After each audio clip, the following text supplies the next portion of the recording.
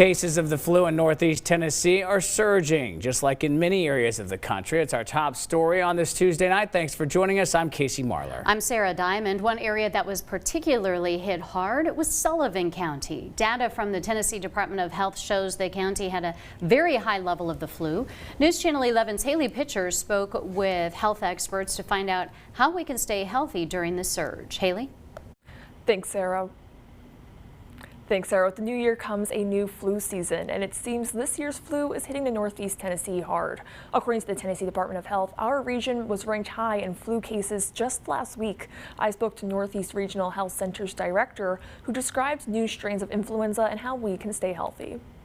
A runny nose, sore throat, and body aches are not to be ignored this season as influenza cases soar across the region. According to the Tennessee Department of Health, over 50% of flu tests last week in Northeast Tennessee came back positive. Medical director from the Northeast Regional Health Center, David Kursky, says this year is predicted to contract more cases than last year. It's really going on all over the country. There's an increase in influenza. We've seen hospitalization rates go up and just numbers of people with influenza going up. It's about that time of year.